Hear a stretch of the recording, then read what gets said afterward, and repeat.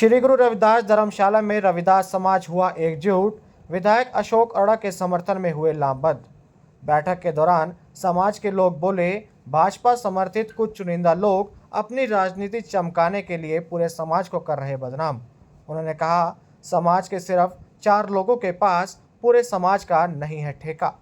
बैठक में समाज के लोग बोले, नगर परिषद थानेसर में हुई घटना का रविदास समाज से कोई संबंध नहीं। समाज से संबंधित कुछ लोगों का काम है स्वर्ण समाज के लोगों पर SC/ST के झूठे पर्चे दर्ज करवाना। ओछी राजनीति करने वाले लोग समाज को ना करें बदनाम। उन्होंने कहा कि विधायक अशोक अरोड़ा थानेसर हलके से 5 बार विधायक बने हैं। अशोक अरोड़ा हरियाणा विधानसभा के स्पीकर तथा प्रदेश में कैबिनेट मंत्री और एक राजनीतिक दल के लंबे समय तक प्रदेश अध्यक्ष रहे हैं। उनका प्रदेश की राजनीति में एक महत्वपूर्ण कद है। ऐसे नेता के साथ नगर परिषद हाउस की बैठक में पार्षद प्रतिनिधियों द्वारा हाथापाई करना सरासर गलत है।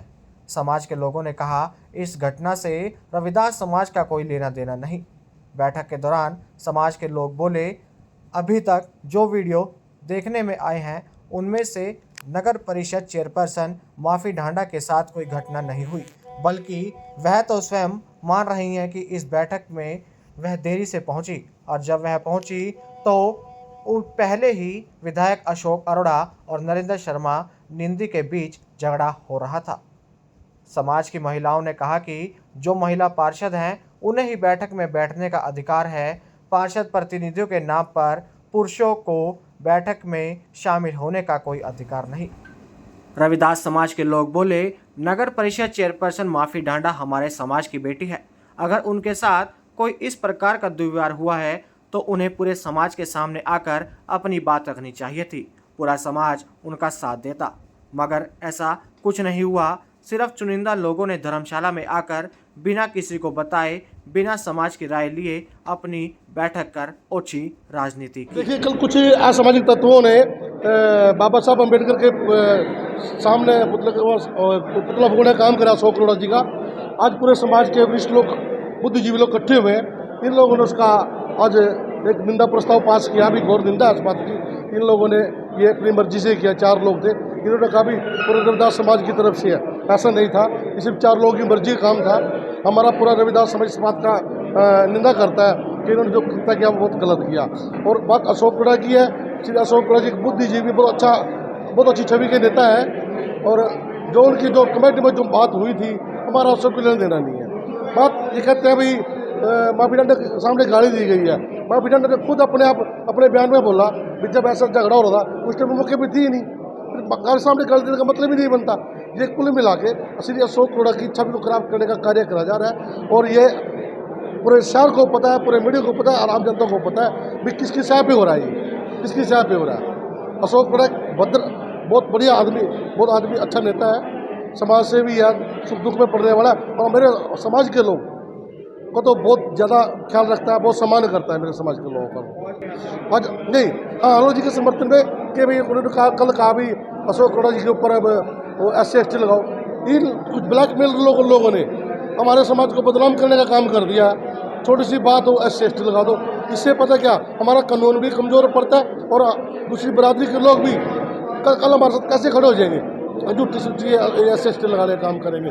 ये लोग प्रोफेशनल लोग हैं जो SC/ST लगवा के ब्लैकमेल करके पैसा कमाने का काम करते हैं। ये बहुत गलत प्रवृत्ति के लोग हैं।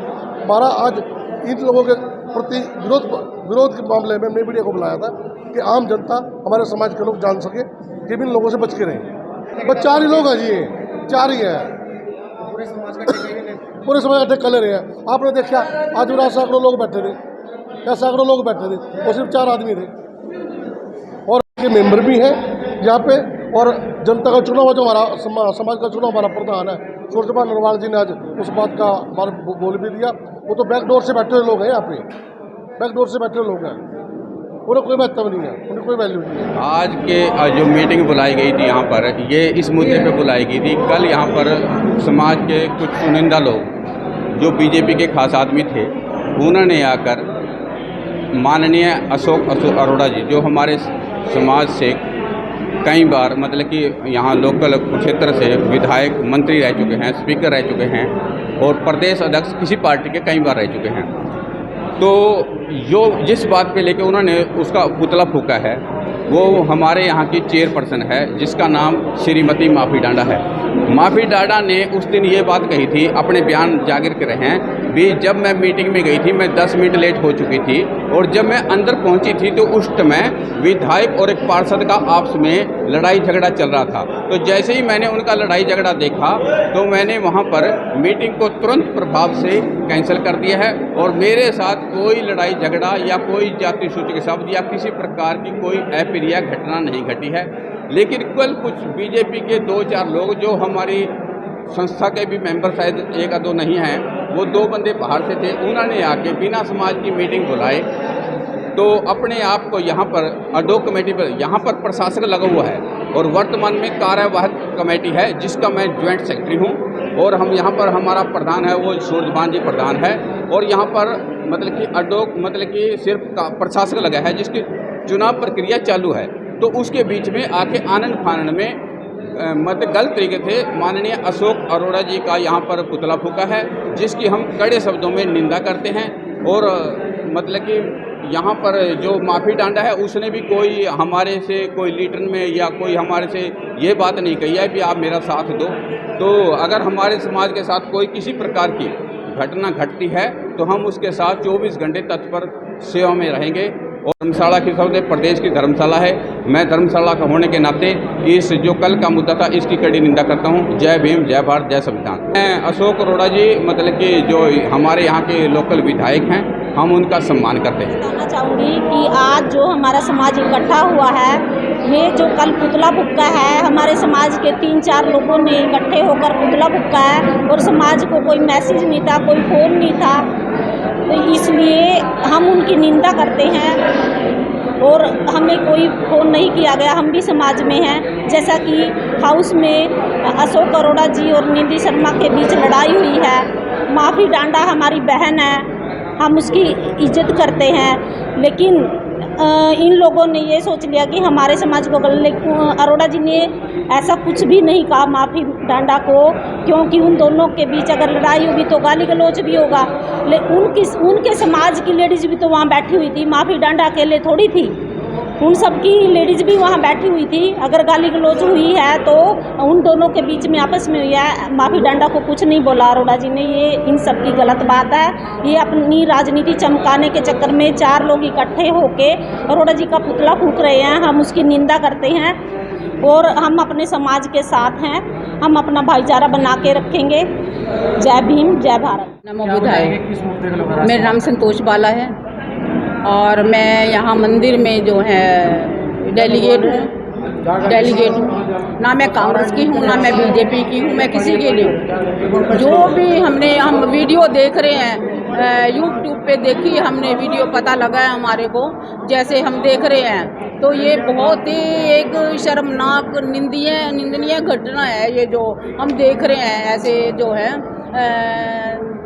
नगर पालिका के उसके एमएलए के उनके जो है आपस में खींचातानी हुई, गाली गलौज, मतलब मैं तो ये कहूँगी बहुत ही एक शर्मनाक घटना।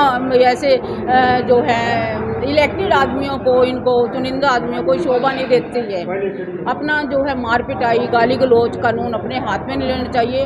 और जो है यहाँ पे अंबेडकर चौक पे पुतला फूकना, जिसने भी फूका है, जो भी, मैं ये नहीं पता मुझे किन लोगों ने फूका है, भाई ये पुतला फूका जो है बहुत गलत बात है ये, जिसका भी है। बाकी कानून अपने हाथ में नहीं लेना चाहिए और ना हमें किसी से कोई मतलब नहीं है। हम अपने सरकार के साथ हैं, हम जो हैं अपने संविधान जो है, ये देश संविधान से चलता है और संविधान से चलेगा, ना कि किसी के ऐसे धक्का मुक्की से किसी से चलेगा। हम अपने समाज के साथ हैं, समाज हमारा जब एक है, हमें इनसे कुछ लेना देना नहीं है किसी तरह का भी। हम जो अपने समाज के साथ हैं और ये जो हुआ गलत हुआ है, कानून अपने हाथ में, मैं फिर कहूँगी कानून अपने हाथ में नहीं लेना चाहिए, रिटर्न में कार्रवाई करनी चाहिए अगर कोई ऐसी बात है, ठीक है ना। और जब मतलब कि जैसे गांव में सरपंच होता है, सरपंचों की मीटिंग है, आदमियों का कोई मतलब नहीं आने का, आदमी है तो उनकी औरतों का मतलब नहीं आने का, मतलब जो है या तो महिला आगे ना आगे आए अपने अधिकार को, सम्मान को, अपने जाने पहचाने, अपनी शक्ति मतलब जो अपनी ताकत को जाने वो, ठीक है ना। मान लो मैं अगर सरपंच हूँ और मेरा मतलब ये दायित्व है कि मैं खुद ही अपने फैसले खुद ले आऊँ। मैं क्यों अपने बच्चों को, अपने आदमी को, किसी को साथ लेके चलूँ? या तो मैं आगे ना आऊँ, अगर आगे आऊँ तो मुझे अपने फैसले अच्छे और बुरे का मुझे अपने आप ही खुद लेने चाहिए।